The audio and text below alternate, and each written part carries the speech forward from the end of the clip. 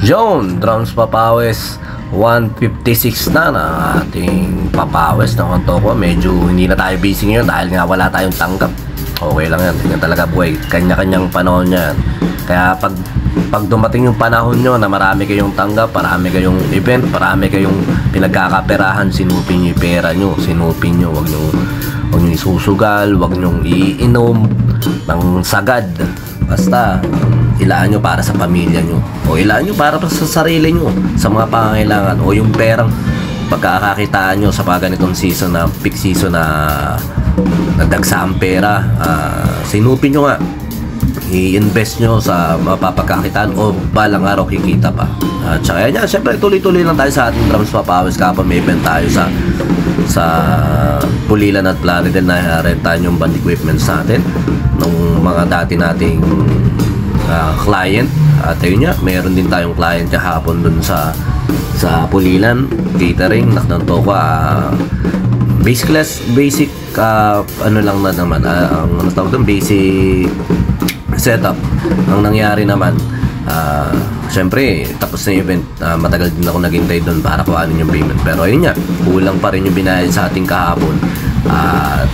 Hanggang ngayon yung kulang hindi pa binibigay. Maliit na lang din naman, pero sa mga maliliit na bagay na yun, iipon niya. At saka yun, lesson to learn sa mga tropa natin dyan, sa mga nangungutang sa inyo ng paisa 100, 200, o 300, 500 na hindi na naisosoli ng mga tropa natin. Pag naipon pala, parang laki na pala ng mga naipon ng mga si ganito, may 100, may 200 si ganito, may 300 si ganyan, may 500 si ganito.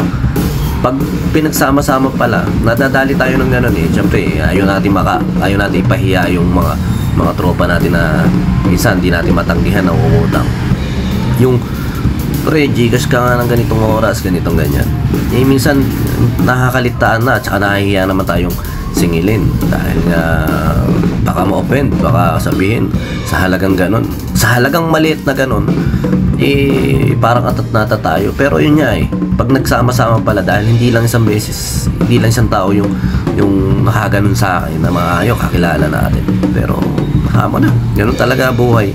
Lesson to learn niya yun, na pag may mga nagpapagigas sa'yo, iwa ka na lang ng dahilan, wala ka na kamong Gcash, wala ka na kamong ganito, ganyan. Kasi nga pag pinagsama-sama yung mga maliliit na ganun, may malaking bagay din. At saka sabi nga, hindi ang sa Tagalog eh, ang barko o ang bangka, basta may malit na butas, hindi mo kahit hindi mo napapansin, ayun yung magbibigay sa iyo ng paglubog. Parang ganun yung idea. Basta po pasok lang sa ano natin, idea natin, bahala na kayo dyan. Sa pagdadrums tayo, yan lang, tuloy-tuloy nyo yung pagpa-practice, tuloy-tuloy nyo syempre yung pagpulot ng mga idea sa mga magagaling na drummer. Tsaka yan, balang araw nga mapapagkakaperahan nyo yan, dahil pwede nyo gawing trabaho yung pagdadrums, pwede nyo gawing hobby, pero masarap. Basta tuloy nyo lang ang pagdadrums. At ito, may share lang ako sa inyo yung pinakasimpleng bagay, yung napala.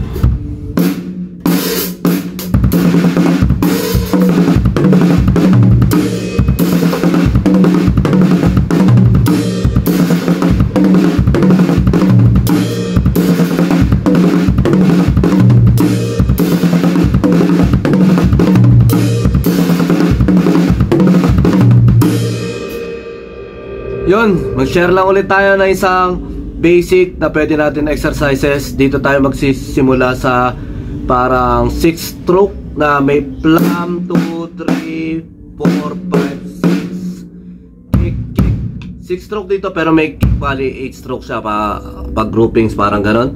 1, 2, 3, 4, 5, 6 kick, kick. 1, 2, 3, 4 kick, kick. 1, 2,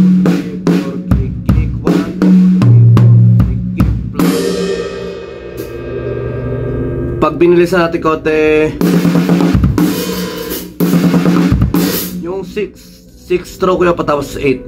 1, 2, 3, 4, 5, 6 kick, kick.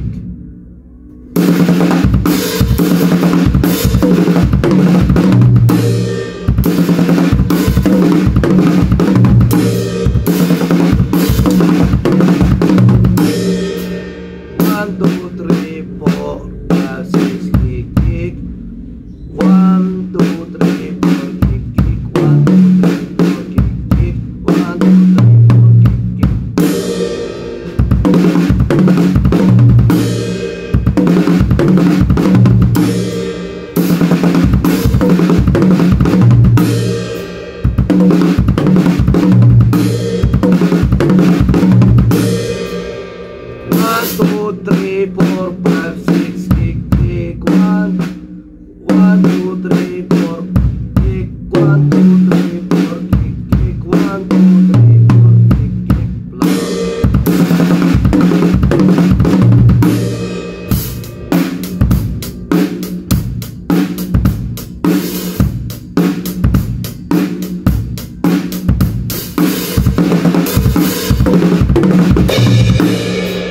Gulo-gulo pa.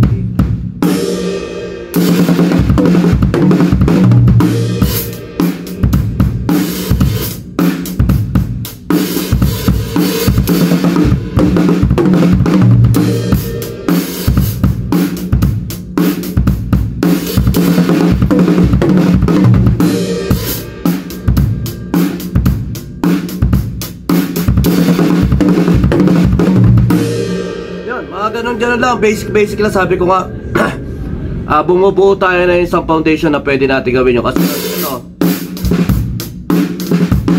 ito kasi pwede natin gawin ito sa mga. Kaya ngayon dito tayo magsisimula ulit sa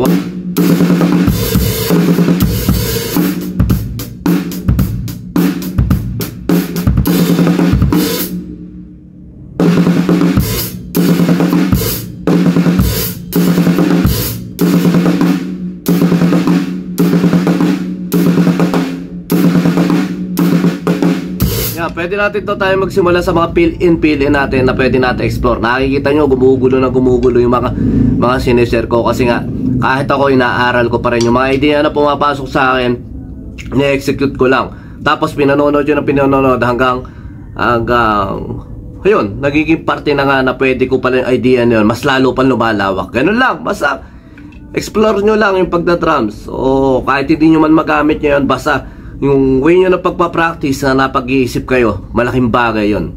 Hindi naman natin kailangan yung perfection para ma-perfect yung lahat ng ginagawa natin para ma-execute. Kailangan natin execute o kailangan natin practice para ma-perfect natin. At saka sabi nga, hindi mo kailangan maging magaling para magsimula, kailangan mo magsimula para gumaling. Ayun lang yung ginagawa natin dito. Kaya hindi ko na ine-edit yung nakikita nyo, nagbubulol-bulol ako. Kasi nga, gusto ko makita yung sarili ko kung paano yung process o yung progress ko na yung bit na to, balang araw ma-execute ko na. Parang ganun, hindi naman para ipakita na, oy, perfect na perfect yung lahat ng ginagawa nun. Hindi ako ganun, hindi ganun yung style ko. Mas gusto ko yung nakikita yung mga pagkakamali ko para mas ma-develop. Tsaka hindi, video nyo rin yung sarili nyo para makapulot din kayo ng idea. Habang pinanonood nyo rin kasi sarili nyo, may nakukuha kayo idea at saka may pwede rin kayo itama. At saka yun dyan. 1, 2, 3, 4, 5, 6, kick, kick. 1, 2, 3, 4, kick, kick. 1, 2, 3, 4, kick, kick. 1, 2, 3, 4, kick, kick.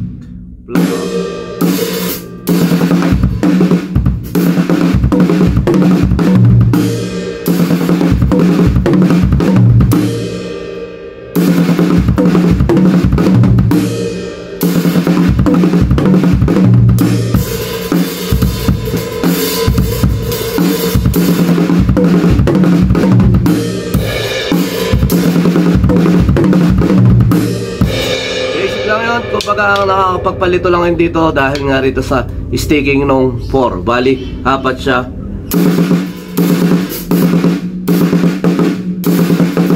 Ito. Ayun, doon yung muna simulan ng practice siguro. Forward.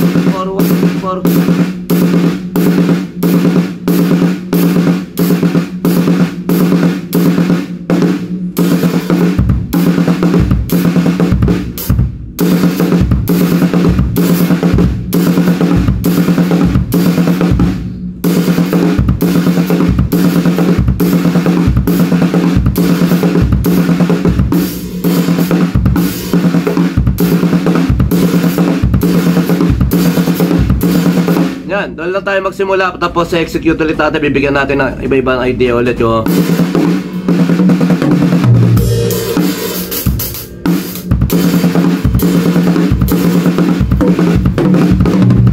pero sa ngayon, ayun muna yung pinaka-basic natin. Yun lang. Maraming salamat. Tsaka yun nga pala, syempre ginagawa natin to para sa sarili natin. Huwag natin intindihin yung audience, huwag natin intindihin yung pag may bagay kang ginagawa, huwag mo intindihin yung audience para hindi ka ma-disappoint, hindi ka basta pag ginagawa mo yung gusto mong bagay talaga, yun lang para sa sarili mo, ayun lang. Kasi baka masyado ka nag-perform, masyado mo nang hindi nabibigyan yung pagpapahalaga ng pag-aaral mo.